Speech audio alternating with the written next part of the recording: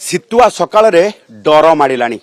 ଯଦି ଆପଣ ମର୍ଣ୍ଣିଂ ୱାକ୍ରେ ବାହାରୁଛନ୍ତି କିମ୍ବା ଆର୍ଲି ମର୍ଣ୍ଣିଂ ଘରୁ ବାହାରି ପଦାକୁ ଗୋଡ଼ କାଢୁଛନ୍ତି ତେବେ ଆପଣଙ୍କ ଜୀବନ ପ୍ରତି ବିପଦ ଥାଇପାରେ।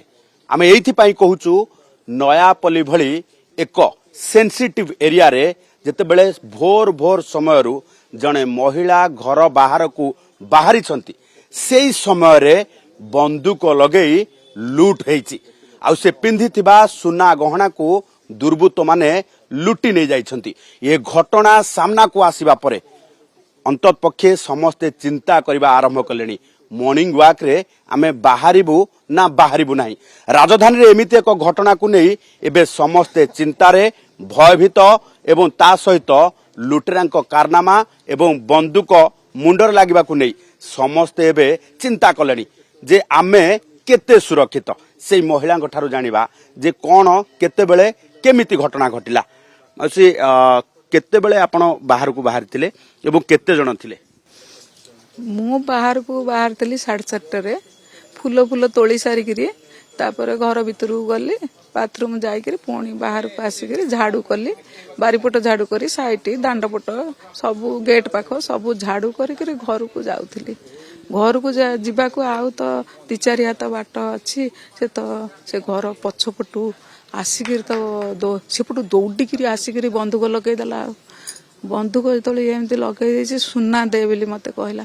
ମୁଁ ସେଇଠୁ ମୋର ଖାଲି କାନର ହଳଟା ଥିଲା ସୁନା ଆଉ ସବୁ କିଣା ଜିନିଷ।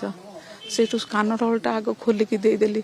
ଦେଲା ପରେ ସେ ମୋ ହାତକୁ ଅନିଶା କରି କହିଲା ଦେ ତାକୁ। ମୁଁ କହିଲି ଏଟା କିଣା ଦେ ବୋଲି ଆହୁରି ଆଗକୁ ନେଇଗଲା ବନ୍ଧୁକ ଯେତେବେଳେ ନେଇଯାଇଛି ମୁଁ ସେ ତାକୁ ଖୋଲିକି ଦେ ବାପା। ଯେତେବେଳକୁ ମୋ ଦେହ ମୁଣ୍ଡ କ'ଣ ହେଇଗଲାଣି ମୁଁ ଏମିତି ନଇଁ ପଡ଼ିଛି। ଯେତେବେଳେ ମୋ ଦେହ କ'ଣ ହେଇଯାଉଛି ଝିମଝିମି ହେଇଯାଉଛି ଯେତେବେଳେ କହିଲେ ମୋ ଦେହ କ'ଣ ହେଇଯାଉଛି ମୋ ପିଠିକି ଆଉଁସି ଦେଇକିରି ଦୌଡ଼ିକିରି ପଳେଇଲା।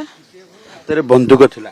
ହଁ ବନ୍ଧୁକ ଧରିଛି। ମୁଣ୍ଡରେ ଲାଗିଲା ବନ୍ଧୁକ? ହଁ ମୁଁ ଯେତେବେଳେ ଘର ଭିତରକୁ ଯିବାକୁ ବାହାରେ ଦେଖିଲା ବେଳକୁ ଏପଟୁ ଖିଡ଼ିକି ଦେଇଛି କାଳେ ଘର ଭିତରୁ କିଏ ପଳେଇ ଆସିବେ। ଭୋରୁ ସେ ଲୁଚିକି ଥିଲା? ଭୋରୁ ବାପା ଅନ୍ଧାର ହେଇଛି। ଲାଇନ ଯେମିତି କଟିଛି ହଁ ଲାଇନ ଯେମିତି 5:30ରେ କାଟୁଛି।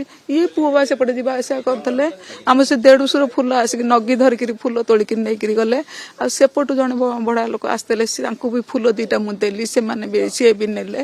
ନେଇ ସାରିଲା ପରେ ମୁଁ ତ ଓଳଉଥିଲି। ଓଳେଇ ଯାଇକିରି ଘରକୁ ଫେରୁଥିଲି। ଆଉ ଆସିକିରି ଏତେ ଦିନ ଧରିକି ଆପଣ ଏଠି ରହିଲେଣି, ଆପଣ ଘର କରିଛନ୍ତି, ତାରି ଭିତରେ ଏମିତି କେବେ ଦେଖିଛନ୍ତି? କେବେ ନାହିଁ ଏଇଟା ହେଲା ଫାଷ୍ଟ।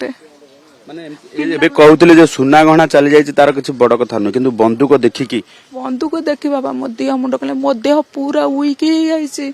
ମୁଁ ସନ୍ଧ୍ୟା ବେଳକୁ ମୋ ପୁଅ ମୋ ପାଖକୁ ଡାକ୍ତର ପାଖକୁ ନ ନେଲେ ମୋର କ'ଣ ମୋ ଦେହ ପୁରା ଯେମିତି ମନରୁ ଲିଭୁନି। ନା ମୋ ମନରୁ ଲିଭୁନି। ମତେ ଡେଙ୍ଗୁ ହେଇଥିଲା। ଡେଙ୍ଗୁ ବେଳେ ମୋ ଦେହରୁ ଯେମିତି ଶକ୍ତି ପଳେଇଥିଲା ମୋ ଦେହରୁ ସେମିତି ଶକ୍ତି ପଳେଇଛି। ମୋ ଦେହ ଝିମଝିମ ହେଇଯାଉଛି। ମୁଁ ଜମା ଛିଡା ହେବାକୁ ମୋର ବଳ ପାଉନି।